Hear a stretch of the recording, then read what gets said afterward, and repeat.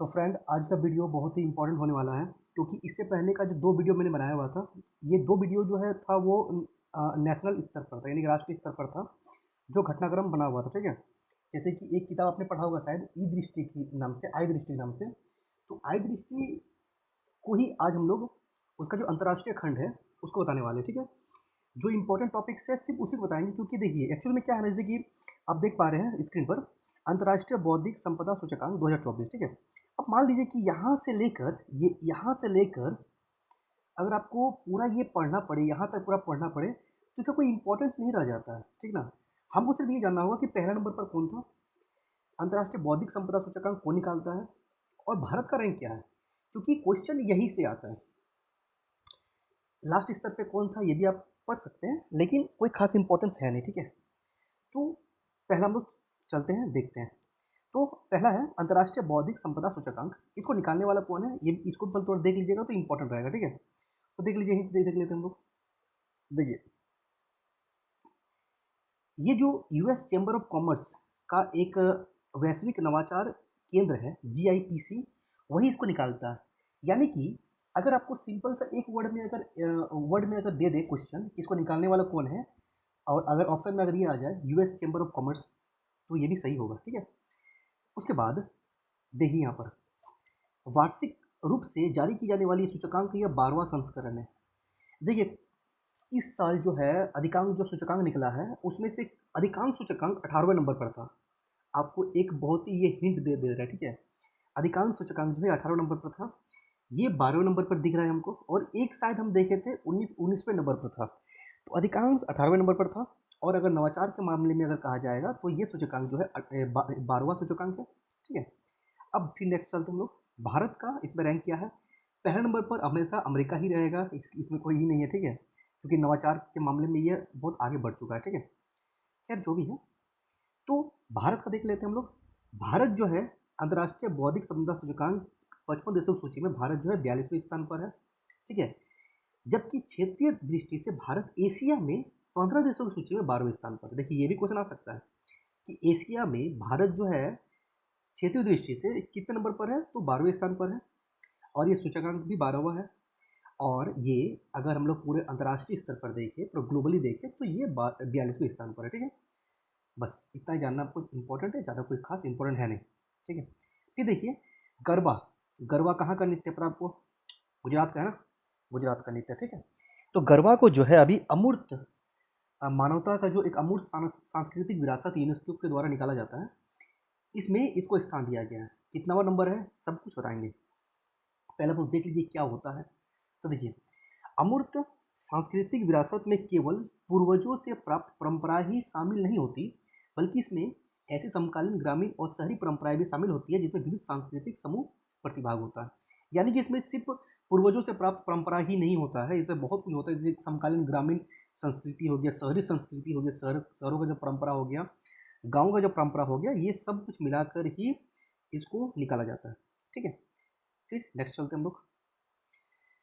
देखिए, इसका बैठक कहाँ हुआ, तो इसका बैठक बोत्सवाना में हुआ, बोत्सवाना में हुआ, और ये 15वां नंबर का था, 15th नंबर का था। इससे पहले लास्ट में जो सबसे सबसे लास्ट में जो दिया गया था यूनेस्को के द्वारा, आई मीन जो ये दिया गया है ना, ये मानवता का अमूर्त सांस्कृतिक विरासत जो है, ये इससे पहले कोलकाता का जो दुर्गा पूजा था, इसको दिया गया था 2021 में।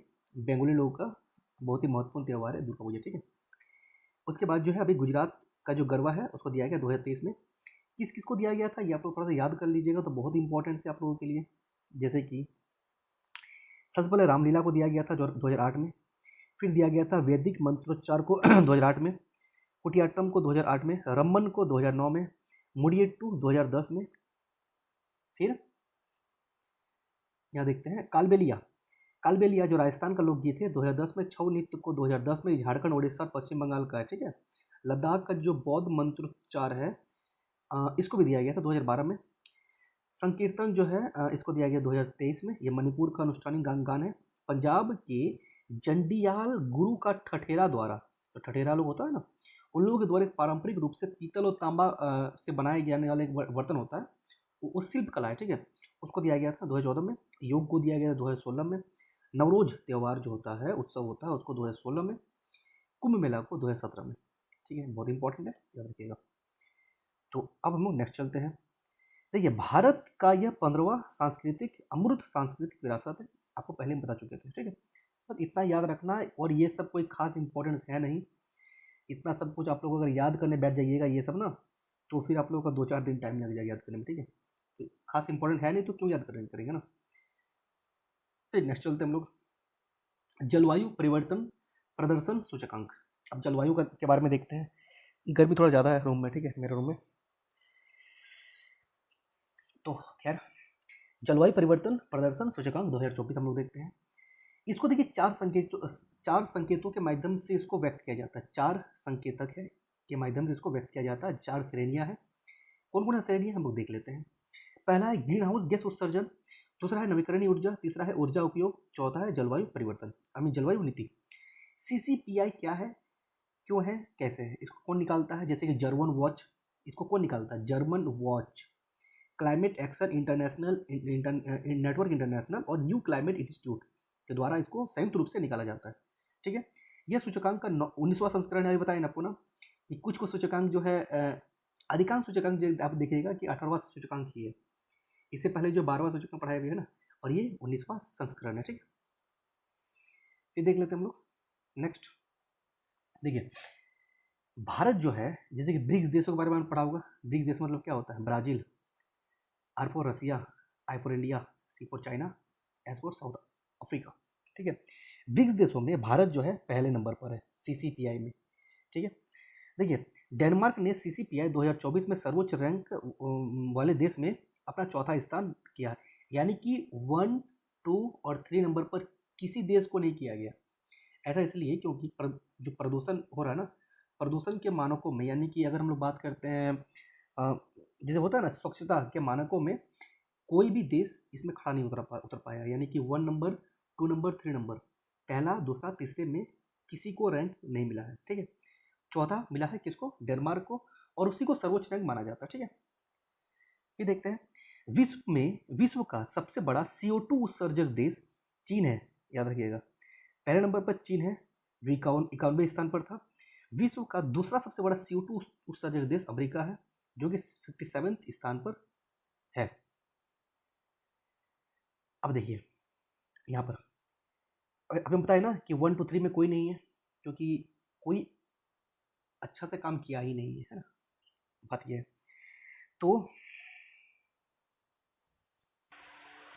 तो डेनमार्क जो है ये 4th नंबर पर है। भारत जो है ये 7th रैंक पर है। भारत 7वें नंबर पर है, 7वें रैंक में है, ठीक है। ये बहुत इंपॉर्टेंट है, इसको याद रखिएगा। बस इसमें और कोई खास पढ़ना नहीं है आपको, ठीक है। बस इतना ही है, इतना ही है बस, और कोई खास पढ़ना इसमें था नहीं आपको, हाँ। अब देखिए, time person of the year, इसको आप VVI लिख के रख लीजिए, बहुत इंपॉर्टेंट है, और ये 100% आएगा, देख लीजिएगा आप। BPSC में आए, उत्तर प्रदेश लोक प्रशासन कमीशन में आए, RO में आए, किसी में आए, लेकिन आएगा जरूर। देखिए, इस साल जो है पर्सन ऑफ द ईयर, यानी कि ये जो time person of the year निकालता है, इसको किसको दिया गया था 2023 में, इसको दिया गया था टेलर स्विफ्ट के द्वारा। टेलर स्विफ्ट टेलर स्विफ्ट का एक अभी हाल ही में एक कहीं पर हुआ था, हमें याद नहीं पड़ रहा था, अमेरिका वगैरह में हुआ था, अमेरिका या लंदन वगैरह में हुआ था। उस समय माना जा रहा था कि जब वहाँ पर इतने सारे लोग मौजूद हो गए थे कि वहाँ 2.1 का कुछ ये क्या कहते हैं उसको भाई, ज़मीन का हिलना है, यानी भूकंप आ गया था वहाँ पर, इतने ज़्यादा लोग वहाँ पर आ गया था, ठीक है। तो याद रखिएगा आप लोग कि time person of the year जो है 2023 किसको दिया गया, टेलर स्विफ्ट को दिया गया।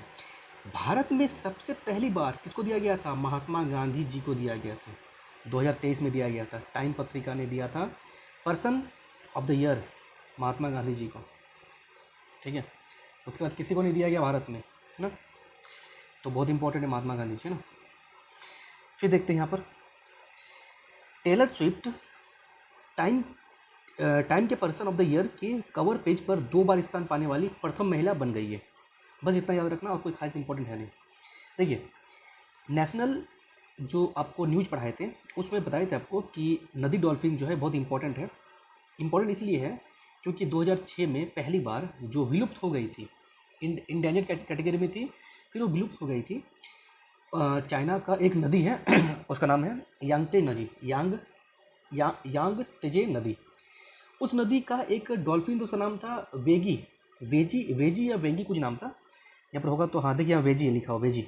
एक सेकंड, वेजी, एक सेकंड, वेजी नदी है, ठीक ना। तो ये नदी, ये देखिए यांगत्जे नदी से ये विलुप्त हो गया था, इसको फिर से देखा गया था, मे बी ऐसा कुछ था, ठीक ना। हम एक बार न्यूज़ पढ़े थे, इसलिए खबरों में बना हुआ था, ठीक है।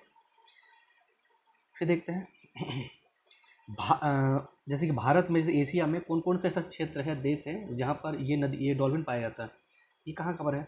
पहली बात तो है कि global declaration for river dolphin by 2023, sorry 2030 जो हुआ था, इसमें 11 हस्ताक्षरकर्ता देश थे।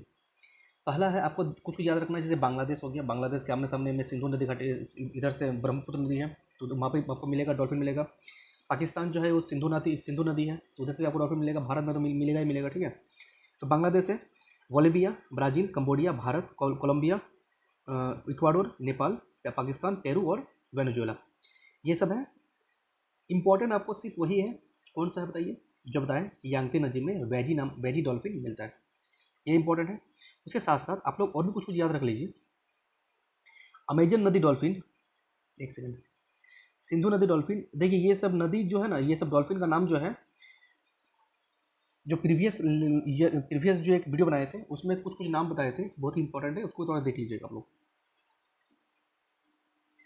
अब देखिए,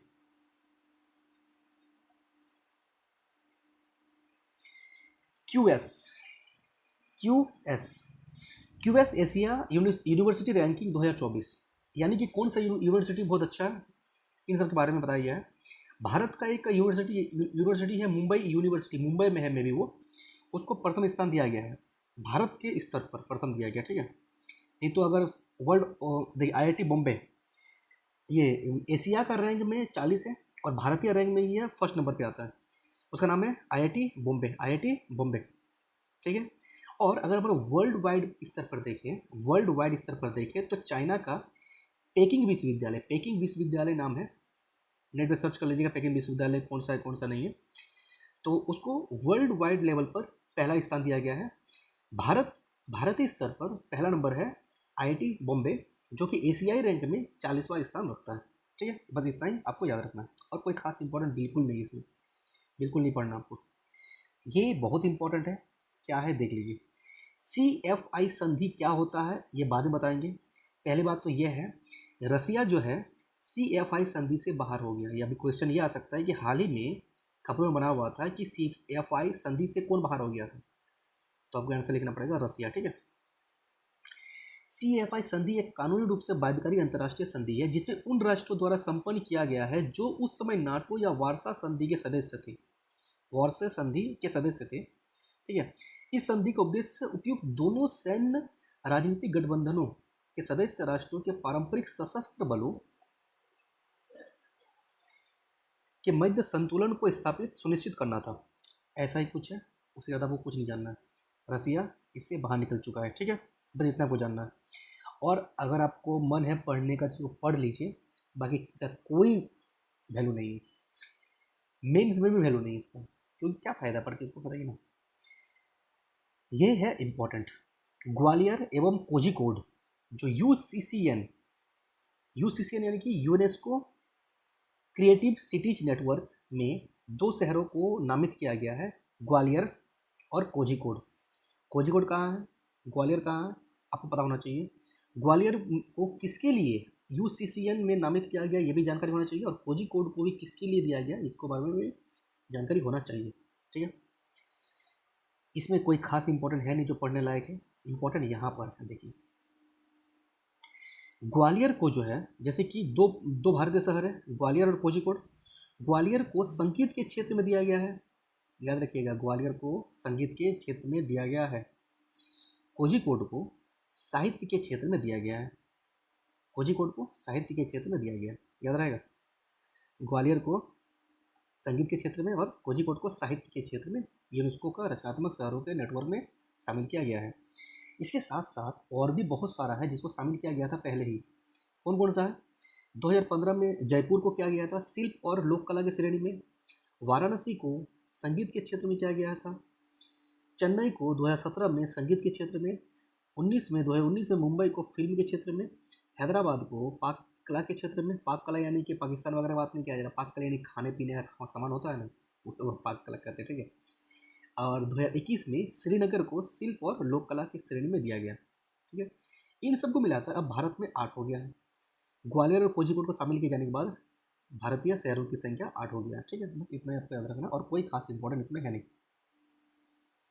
अच्छा, एक बात, यूपीएससी जो है एक एक वर्ड को उठाकर क्वेश्चन पूछता है, एक एक वर्ड को उठाकर। मेरे पास एक किताब है, अगर वो किताब अभी सामने मिल जाए तो आपको बता देंगे हम। नहीं, वो उस रूम में मेरे घर में किताब रखा हुआ है। तानसेन के बारे तानसेन के बारे में क्वेश्चन पूछा पूछा गया था, तानसेन के बारे में शायद 2018 या 19 में पूछा गया तानसेन के बारे में। तो ऐसे ही बेजू बावरा के बारे में पूछा जा सकता है। ये ग्वालियर का ख्याति संगीत घराना होता है, संगीत ख्याति संगीत घराना, उससे वो जुड़े हुए थे, ठीक है। हो गया इंपॉर्टेंट यहीं पर। फिर क्या है, इजराइल फिलिस्तीन विवाद। इस इजराइल फिलिस्तीन विवाद विवाद के बारे में देख लेते हैं हम लोग। ये सब कोई खास इंपॉर्टेंट है नहीं, आपको जानने का जरूरत बिल्कुल नहीं है। इंपॉर्टेंट क्या है देख लीजिए यहाँ पर, हमास द्वारा हमास द्वारा इजराइल पर किए गए हमले को ऑपरेशन अल अक्सा फ्लड नाम दिया गया था, ये इंपॉर्टेंट है। दूसरा इंपॉर्टेंट है operation iron swords, operation iron swords, जिसको इजराइल के द्वारा चलाया गया था, ठीक है। बस ये इंपॉर्टेंट है। तीसरा इंपॉर्टेंट है ऑपरेशन अजय, जो भारत द्वारा चलाया गया था, और भारत में जो विदेश मंत्री साहब अपने हैं एस जयशंकर साहब, उनके द्वारा चलाया गया था। ये चलाया गया था इसलिए हमास और इजराइल के संघर्ष के बीच में भारत के नागरिकों को सुरक्षित निकालने के लिए ऑपरेशन अजय शुरू किया गया था। इसी प्रकार से एक था ऑपरेशन कावेरी, ये क्यों था बता सकते हैं? नेट पर सर्च कीजिए, पता चल जाएगा आपको ना। ये देखिए, गाजा पट्टी के बारे में दिया गया। गाजा पट्टी कहाँ है पता है? देखिए मेरे सामने यहाँ पर मैप दिख रहा है ना, तो आपको बता रहे एक चीज़।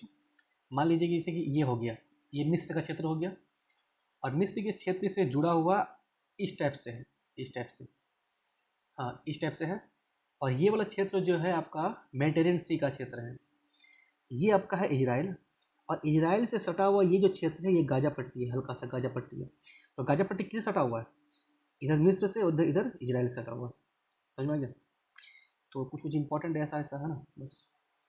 फिर देखिए, धोडो नाम का एक गांव है जिसको सर्वश्रेष्ठ पर्यटन गांव के नाम के रूप में चयनित किया गया है। ये धोडो गांव कहाँ है? गुजरात में। इतना इंपॉर्टेंट, और कोई खास इंपॉर्टेंट नहीं। फिर देखते हैं उल्लेखनीय है कि अब तक UNWTO द्वारा भारत के 2 गांवों को सर्वश्रेष्ठ पर्यटन गांवों की सूची में शामिल किया गया है। 2021 में पोचमपल्ली को किया गया था, पोचमपल्ली तेलंगाना में है, और अभी धोडो गुजरात में है। बस खत्म। पोचमपल्ली को क्यों किया गया था? तो भारत के सिल्क शहर के रूप में इसको जाना जाता है ना। फिर नेक्स्ट हम लोग देखते हैं वैश्विक पेंशन सूचकांक 2023। फर्स्ट रैंक पर कौन है? नीदरलैंड है। इतना ही काम खत्म। भारत को 45वें स्थान पर दिया गया है, किसमें? पेंशन सूचकांक में भारत को 45वां स्थान दिया गया है, बस। भूखमरी सूचकांक के बारे में देखते हैं।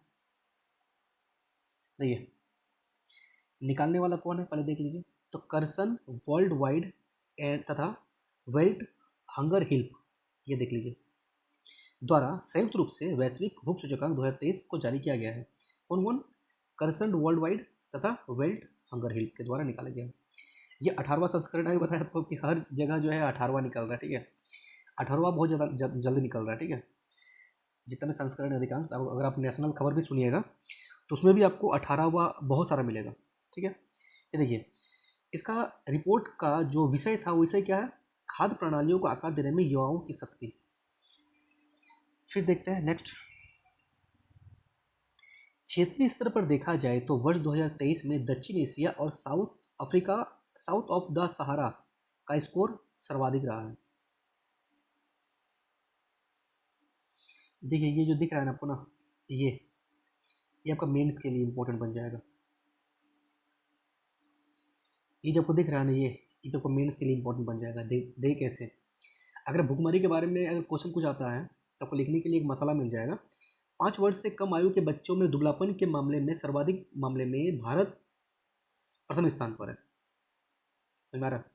भारत में 18.7% दर्ज किया गया है, सर्वाधिक मामला भारत में है 5 वर्ष से कम आयु के बच्चों में दुबलापन के मामले में। तो ऐसा ऐसा अगर मसाला मिल जाएगा तो लिखना कोई दिक्कत नहीं, लिख लेंगे आराम से, ठीक है। अब यहाँ देखिए रैंक देख लेते हैं। 2023 में भारत का रैंक जो है 111वां है, 111वां है, 111वां है, 28.7 है। तो 28.7 जो है ये क्या दिखाता है? यह दिखाता है भारत जो है, देखिए यहाँ पर 20 से लेकर 34.9 यानी कि गंभीर, भारत में भुखमरी जो है गंभीर रूप से है, ये यहाँ पर, ठीक है। बस यहीं तक शायद मेरा पीडीएफ बना हुआ है ना।